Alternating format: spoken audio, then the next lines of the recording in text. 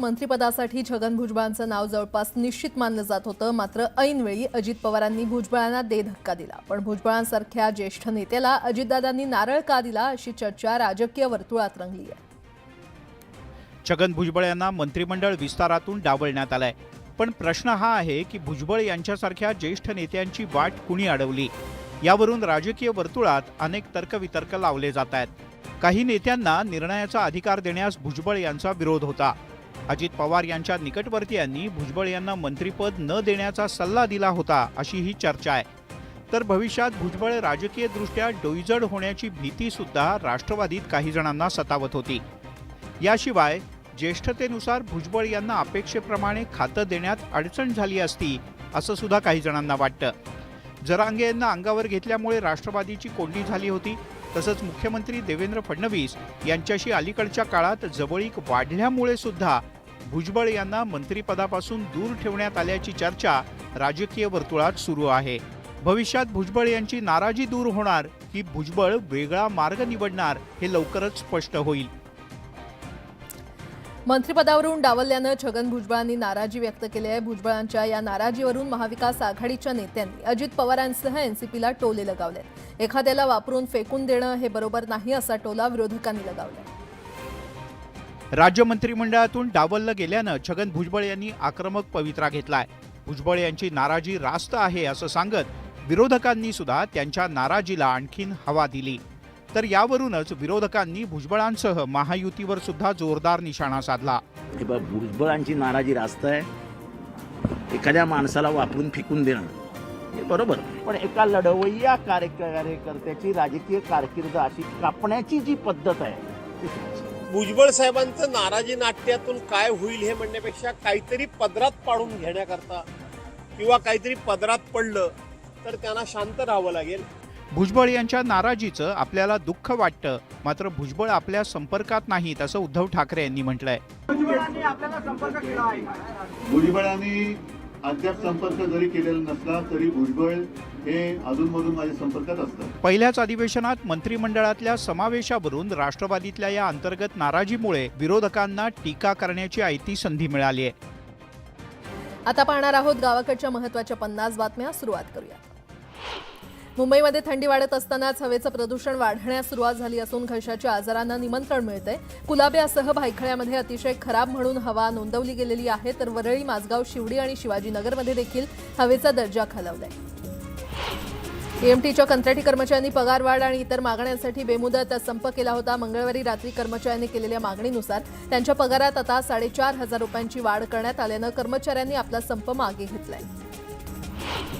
राणीची बाग आता डिजिटल स्वरूपात अनुभवण्याची अनोखी संधी उपलब्ध झाली. राणीबागेचे मुंबई बोटॅनिकल गार्डन आणि प्राणी संग्रहालय मोबाईल ॲप विकसित केलंय. या मोबाईल ॲपचं उद्घाटन राणीबागेचे अधीक्षक यांच्या हस्ते करण्यात आलं.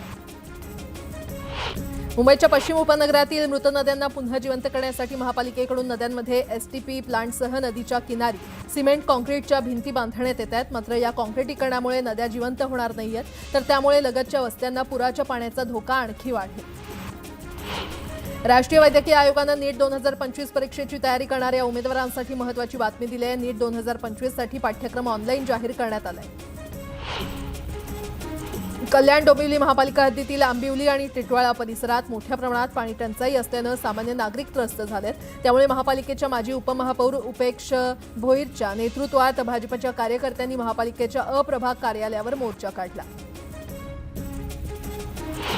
नाशिकमध्ये आज छगन भुजबळांच्या उपस्थितीमध्ये समता परिषदेची बैठक होणार आहे. मंत्रिपद नाकारल्यानं भुजबळ नाराज आहेत. त्यामुळे आजच्या बैठकीनंतर भुजबळ काय भूमिका मांडणार हे पाहणं महत्त्वाचं ठरणार आहे. विधिमंडळाच्या हिवाळी अधिवेशनाचा आजचा 3रा दिवस आहे. दरम्यान बीड आणि परभणीच्या मुद्द्यावरून विरोधक आक्रमक होण्याची शक्यता आहे. विरोधी पक्षाकडून मांडण्यात आलेल्या स्थगन प्रस्तावावर आज चर्चा होणार आहे. विधान परिषदेच्या सभापतीपदी राम शिंदेंच्या नावावर शिक्कामोर्तब झाल्याची माहिती आहे. विधान परिषद सभापतीपदासाठी राम शिंदेंचं नाव चर्चेत आहे. निवडणुकीसाठी राम शिंदे आज अर्ज भरणार आहेत.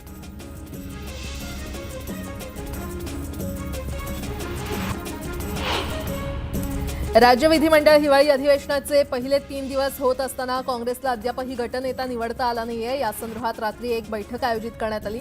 या सर्वांची मतं जाणून घेतली गेली. मात्र हा निर्णय दिल्लीतच होणार असल्याची माहिती आहे.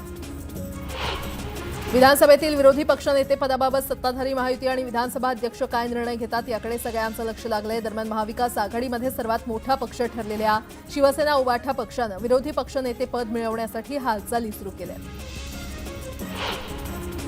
लवकरच स्थानिक स्वराज्य संस्थांची निवडणूक होणार असं गृहीत धरून राजकीय पक्ष तयारीला लागलेत. याआधी सर्वच इच्छुकांचा लवकरच निवडणूक होणार या खात्रीनं किमान 2 वेळा बराच खर्च झाला आणि तो फुकट गेला. मग आता पुन्हा खर्च करायचा का असा प्रश्न त्यांच्या समोर आहे.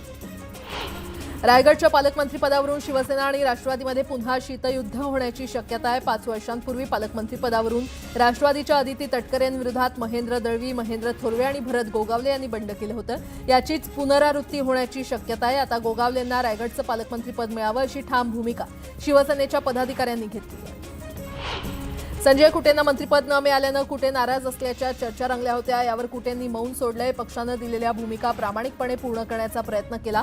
कूटनीती कधी जमली नाही, त्यामुळे कदाचित प्रवाहात मला बाजूला राहण्याचा प्रसंग आला आहे अशा शब्दात माजी मंत्री डॉक्टर संजय कुटे यांनी समाज माध्यमांवर भावना व्यक्त केल्या. राष्ट्रवादी काँग्रेस पक्ष आणि घड्याळ चिन्ह नेमकं कुणाचं याबाबत सर्वोच्च न्यायालय आता पुढील वर्षातच निर्णय देण्याची शक्यता आहे. शरद पवार पक्षाच्या याचिकेवर आता 7 जानेवारी 2025 रोजी पुढील सुनावणी होणार आहे.